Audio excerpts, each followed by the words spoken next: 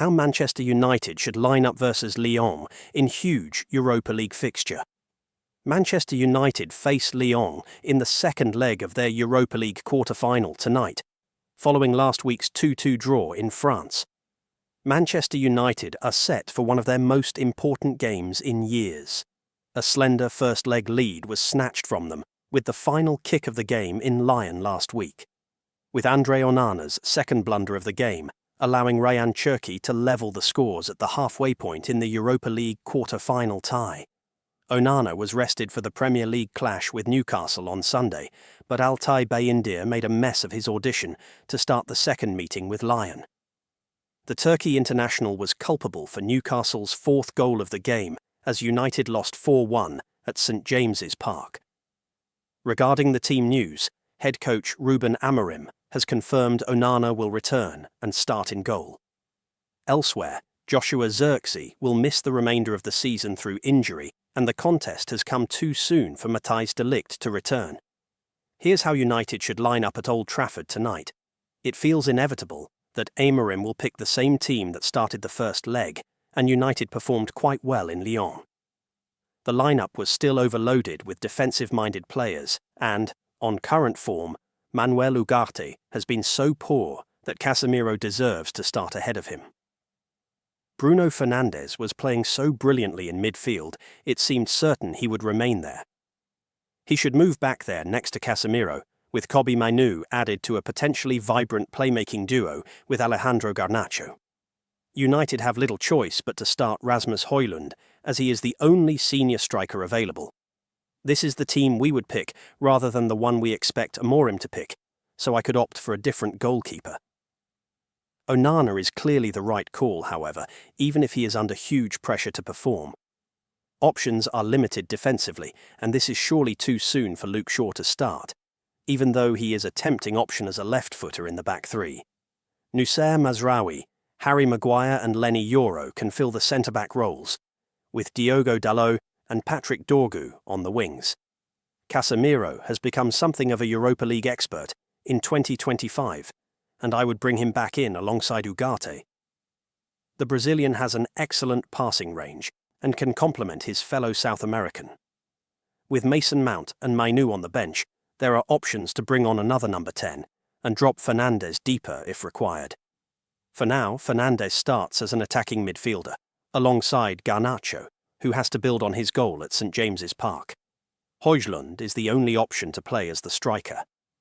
Meanwhile, in other news, Alan Shearer drops Ruben Amorim sack verdict after Man United v Newcastle. Alan Shearer says Manchester United have to stick with Ruben Amorim and give him loads of money to spend in the upcoming transfer windows, as he admitted the Portuguese tactician has a huge job ahead of him. The Red Devils suffered a worrying 4-1 defeat at Newcastle United on Sunday, giving further ammunition to Amorim's critics and raising fresh doubts over his long-term future at Old Trafford. However, Shearer believes the former Sporting Lisbon boss will remain in charge despite United heading for their worst-ever Premier League finish, and insists he will need significant backing to rebuild the squad. The BBC pundit said United are in desperate need of a new centre-forward, goalkeeper and midfielders, and added that the whole team needs fixing. Shearer: Amorim should stay at Old Trafford. They're going to have to stick with him. Speaking on the rest is football, Shearer said. United now have a squad that is not very good at carrying out Amorim's ideas, and backed the Portuguese manager to continue at Old Trafford. They're going to have to stick with him. I mean, they've made the decision, he's the manager. They're going to have to give him 2 or 3 transfer windows, and also, crucially, they're going to have to load him with a load of money to go and spend. Because they're in desperate need of a centre-forward, they're in desperate need of a goalkeeper, and in desperate need of legs in midfield. I mean, we go through the whole team. It needs fixing. It's a huge job, so they have to stick with him. But I do think sometimes, and look at him, and he is asking players to do something they can't do, and they're really struggling in the system that he wants them to play. Clearly, they're not very good at doing that. Man United suffered their 14th league defeat on Sunday and are now just 3 points above 17th-placed West Ham United, with 6 games remaining. The Red Devils host Lyon, next in the Europa League quarter-final second leg at Old Trafford on Thursday, before welcoming Wolves this weekend. Ruben Amorim rotated his goalkeepers for the Newcastle defeat and handed Altay Bayindir his Premier League debut after dropping Andre Onana following a poor midweek performance in Europe. The Cameroonian shot-stopper could return to the starting lineup against Lyon after Bayindir failed to impress, saving just 2 of the 6 shots on target he faced at St James's Park. Meanwhile, in other news, Amorim breaks silence on Sir Jim Ratcliffe, claiming 5 Manchester United players are overpaid or not good enough. Sir Jim Ratcliffe was scathing in his analysis of 5 Man United players in an interview with the BBC earlier this week. Ruben Amorim has challenged Manchester United's players to prove co-owner Sir Jim Ratcliffe wrong after he said some were overpriced or not good enough. Ratcliffe told the BBC this week that Casemiro, Andre Onana, Rasmus Højlund, Antony and Jadon Sancho are not good enough, and some probably are overpaid. Casemiro and Antony arrived at United within a week of each other towards the end of the 2022 summer transfer window. United paid Real Madrid £60 million, rising to £70 million, for Casemiro and made him their highest earner on more than £300,000 a week. Antony joined from Ajax for a fee rising to £86.3 million, and his salary was quintupled to around £200,000 a week. Onana and Højlund joined the following year for £47.2 million and £64 million, rising to £72 million respectively. Sancho cost £72.9 million in 2021. Sancho and Antony have already been jettisoned by United and are only on loan at Chelsea and Real Betis. Onana, Casemiro and Højlund could all start in Thursday's Europa League round of 16 second leg against Real Sociedad at Old Trafford. I think, if we are being honest in this moment, everybody, me, all the players, we are underperforming this season, Amorim said. So we can always change that, and I include myself in that part of the underperforming. You are talking about players like Casemiro, for example, that won everything, and we know these kind of players can play so much better. That is the focus. He was honest on that. The focus is to change his mind and change all the people's minds. If you are a top player playing in this club, even me, a lot of people say I am not good enough for the club. My feeling is that you can change that with results. In training, I feel that they want this really bad, especially for tomorrow. Ratcliffe gushed about Amorim during his media rounds this week, claiming the Portuguese has done a great job, even though United are 14th in the Premier League and set to suffer their lowest finish since they were relegated in 1974. United could salvage their season by triumphing in the Europa League, which would secure qualification for the Champions League. Ratcliffe half-joked that, "I tell him where it's going wrong, and he tells me to fuck off." Amorim said his relationship with Ratcliffe has been really good since day one. He added, "I think we are really blunt and honest with each other. He's a little bit of a character, we are quite similar in that. I always felt the support of the board and especially Sir Jim. I cannot tell you the conversations, but they are simple conversations, clear conversations, and honest conversations." Amorim added that none of the players had complained to him about Ratcliffe's comments. "No, nothing. I didn't feel nothing. I really enjoyed the training today."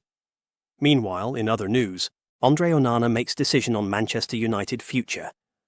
Andre Onana joined Manchester United for £47.2 million from Inter Milan, but has had a turbulent 2 seasons in the Premier League. Andre Onana is intent on staying at Manchester United next season, despite his struggling form. United head coach Ruben Amorim wants to sign a new goalkeeper in the summer, but Onana considers United to be the only club he wishes to play for. Onana, 28, has played 86 times for United and is under contract to the club until 2028, but his errors in recent months have brought his future into question.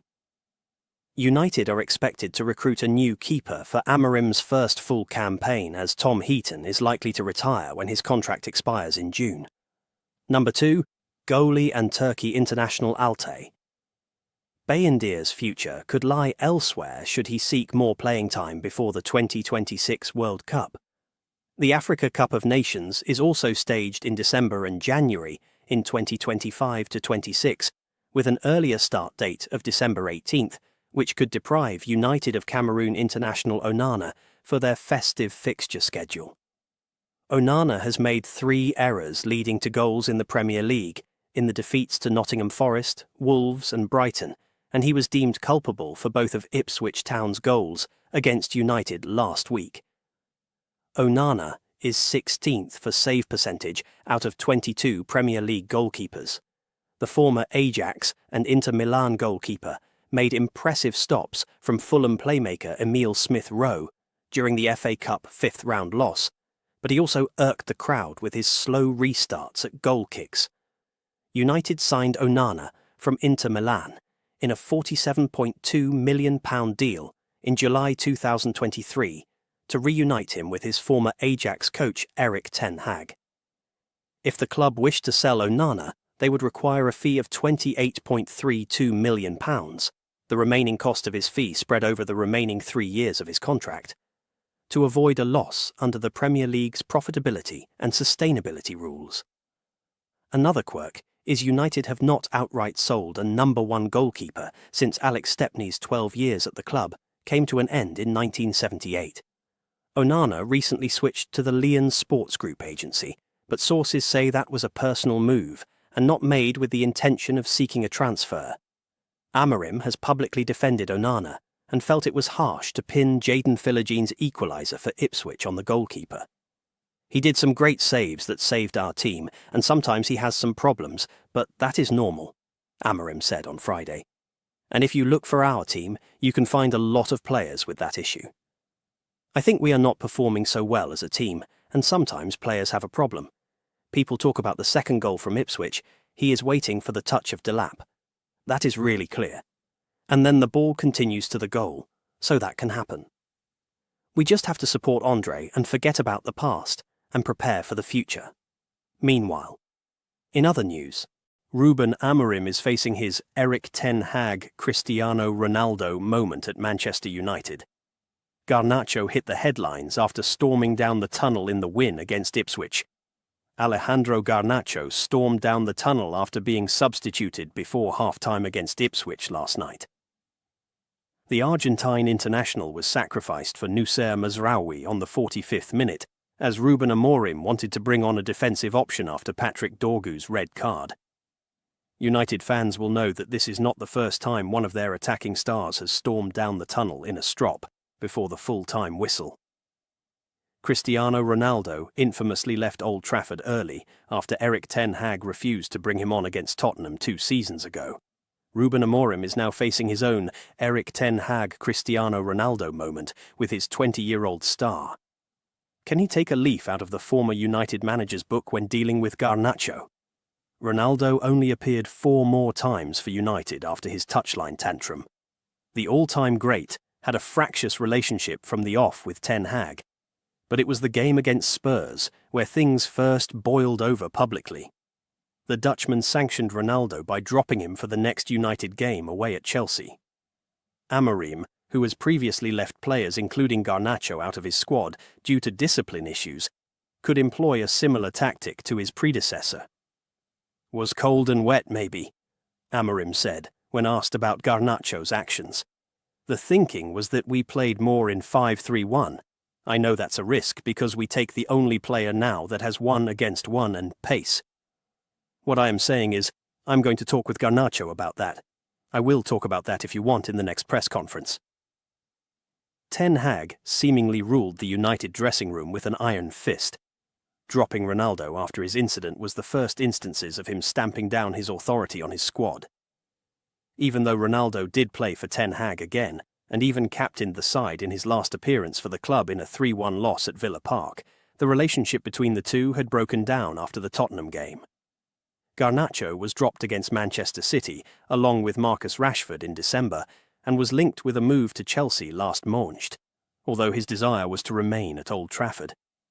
It would not be a surprise if Amorim was to leave Garnacho out of his starting line-up for Sunday's FA Cup tie against Fulham, or potentially even the squad entirely. Meanwhile, in other news, it's not their game. Rio Ferdinand names 4 Man United stars who don't suit Ruben Amorim. Manchester United legend Rio Ferdinand has insisted that Joshua Zirkzee, Harry Maguire, Rasmus Højlund and Matthijs de Ligt are not dynamic or athletic enough to slot into Ruben Amorim's preferred style of play. Ferdinand spoke on TNT Sports after United beat Ipswich Town 3-2 at Old Trafford on Wednesday evening. The Red Devils started off terribly, with Patrick Dorgu and Andre Onana getting involved in a calamitous mix-up which allowed Jadon Philogene to tap into an open goal. Amorim's men responded well, restoring parity as Sam Morsy turned in an excellent free-kick delivery from Bruno Fernandes. United would go on to take the lead courtesy of de Ligt, who scored from close range. The game threatened to be turned sour for United after Dorgu was given his marching orders for a reckless tackle on Omari Hutchinson, only for Philogene to equalise just moments afterwards. However, Maguire came up with the goods almost immediately after the break, heading in home Fernandes's corner. Despite being pleased with the result, Ferdinand admitted that the fans are yet to see what they expected when Amorim replaced Erik ten Hag in November last year. Ferdinand said on TNT Sports, "I think if we're being brutally honest, there hasn't been the progress that we all anticipated." Where he came from, how successful he had been, and the silverware he brought to Sporting, the anticipation of him coming was like, wow, what an opportunity we've got now with this young manager, and it hasn't transferred here. I sat with him the other day and you can see there's a desire, there's a work ethic behind the scenes, and he's nipping at everything to try and get this right and turn it around, but things haven't been smooth for him, and he hasn't managed to get it to where he wants to at this point in time. Ferdinand added, "I think he needs to just get to the end of the season, really regroup, and then start building again, building the team and coaching the team, because right now they've been stuttering along, and that's probably being polite. I watched Sporting a few times, in Europe especially. They were an athletic, dynamic team. That was one of the staples of that team, the hallmarks of that good team that was winning things." He continued, "This team aren't a mobile, dynamic team. If you look through the heartbeat of this team, they have other qualities, but being physical, having the ability to overrun teams physically, they don't have that capacity." Asked whether Zirkzee is the type of player that suits Amorim, Ferdinand answered, "Oh, de Ligt, Maguire, Højlund, it's not their game. So I think he needs to find those type of players with the capabilities of carrying out not only tactically what he wants, but the physicality is equally important." During the match, Ferdinand and Robbie Savage also tore into Onana, blaming him for not communicating with Dorgu in the build-up to Philogene's first strike. Savage said on commentary via Daily Mail, "Wow, Dorgu has tracked the run, and the communication between Onana and Dorgu must be non-existent. Credit to Jadon Philogene, the desire, he's onside. But I've got no idea why Onana is running out to that position. Dorgu has got it under control, no problem at all. He shouldn't come there, Onana. I might be completely wrong, but stay. The defender has got it under control, so stay in your 6-yard box. Credit to Philogene. What a start from Ipswich." Savage went on, "The defender has got it under control. I don't think there is a reason why Onana comes out there. You should be talking, lay it back to him on his right foot, and then he can clear it. I don't know why he's come. The defender is in control. Onana, stay in your goal." Ferdinand was equally critical, further stating, "A terrible start. I don't think Dorgu, at any moment, looks up to see where Onana is. Onana doesn't need to come in. The fullback is in complete control, and he can just hold his ground and let him play it back to him. But Dorgu doesn't look, the awareness isn't there, and it's pounced on. Ipswich took a deserved lead for pouncing on that lack of communication." The result saw United climb up just 1 point to 14th place in the Premier League table. The Reds are back in action on Sunday when they welcome Fulham to Old Trafford in the 5th round of the FA Cup. Kickoff is at 16:30 GMT. Subscribe for more inside updates.